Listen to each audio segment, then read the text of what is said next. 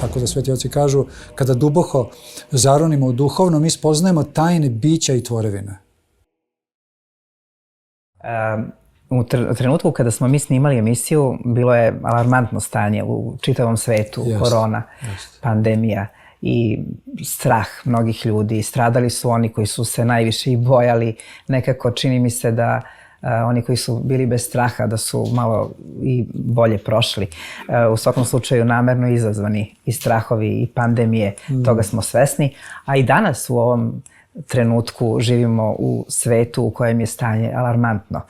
To znači ratovi, zemljotresi, razne poplave i nepogode na sve strane. U kakvom mi to svetu danas očarstveni živimo? Živimo u svetu koji je izgubio smernice, kompas, smisao uopšte svoga postojanja, ono što kažu ljudi, odakle dolazim, gde sam, šta sam i gde idem. I to je suština. I ono što smo rekli na početku, spoznaj samoga sebe. Kad spoznaš zaista samoga sebe, onda spoznaješ i tvorevinu i prirodu oko sebe. Tako da sveti oci kažu, kada duboko zaronimo u duhovno, mi spoznajemo tajne bića i tvorevine. I kad čovjek zaista na duhovan način spozna tajnu bića i tvorevine, onda je on potpuno pomiren i sa bićem i sa tvorevinom. I on nema potrebu da tako besomučno ima potrebu za grabljenjem, a drugi čovjek, kad ti moraš mnogo da grabiš, drugi čovjek ti je uglavnom prepreka. I onda ga smatraš nekim svojim neprijateljem, što je potpuno pogrešno. Koliko su pravoslavni ljudi danas u stanju da tu bitku izvedu do kraja? Koliko imaju štit? Koliko su opasani silom? I koja je to sila? Jel tu duhovnu silu posjeduju? Da, ali pitanje je, postoji razlika, postoje razni pravoslavni ljudi. Znači, postoje pravoslavni ljudi na papiru i pravoslavni ljudi na delu. Znači, kada je pravoslavni hrišćanin delatan, aktivan, znači on je apsolutno zaštićen i on je pobjednik. Možda će on biti ubijen u nekom ratu, možda će ga odneti neki karcinom, ali on je u perspektivi večnosti pobjednik. Koliko ti takvih pravoslavnih delatnika srećeš, pošto kod tebe u manastir Ribnicu dolaze mnogi ljudi, čeka se na red da se sa tobom razgovara. Kakvi su to pravoslavni hrišćani? Posebno me zanima kakvi su ti mladi na papiru. Da, kao prvo ljudi koji dolaze kod mene dolaze sa ogromnim problemima.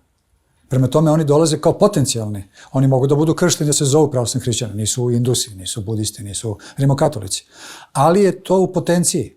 Znači, to je nerazvijena pravoslavnost, nerazvijena duhovnost. I samim tim, kad je nerazvijena, kad je u rudimentu, kad je zakržljala, onda svako zlo dolazi. I ljudi se razboljevaju mentalno, duhovno, psihički, kroz narkomaniju, kroz razni greh i tako dalje. I oni dolaze kao bolesni ljudi. I ne možemo ih nazvati delatnim pravoslavnim hrišćanima, jer to zapravo još uvijek nisu. Sada, u zavisnosti njihove vere, poverenja, u mene, naravno u Boga, i ja sam tu pred njima.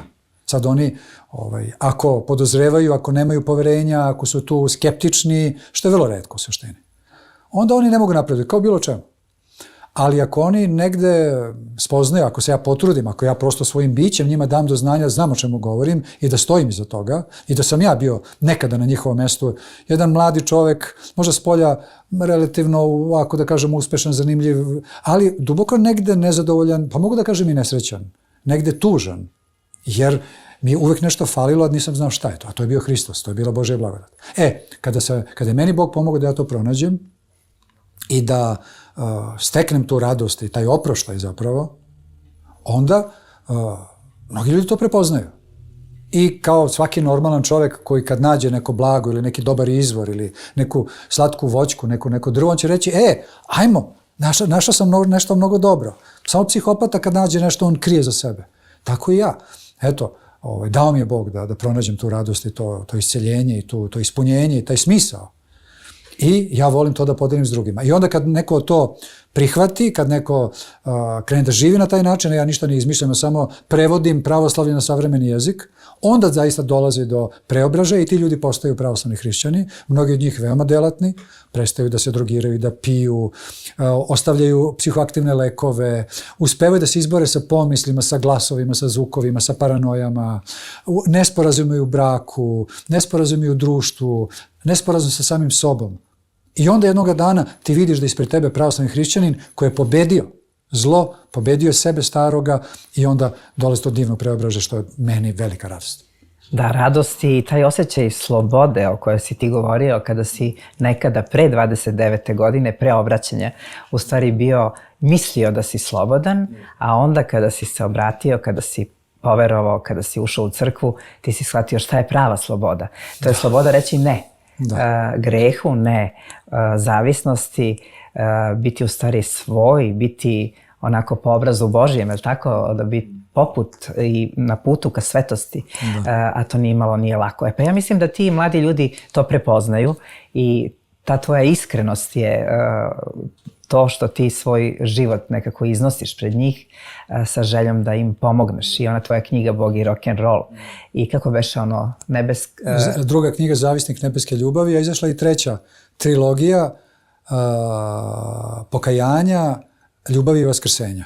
To je moja poezija. To je sva moja. Ima vrlo malo proze, neki samo uvodni, pošto je to u stvari knjiga od 3 zbirke. Znači, neke 3 knjige sam napisao, odnosno je već štampa, napisao mi 4. Koja nije izašla još. Koja nije izašla sad u prekucavanju. Brat jedan u manastiru prekucava, bukvalno sa mog švrakopisa. I onda će uskoro, ako Bog da, kad ja sve to sagledam, da dajemo na lekturu.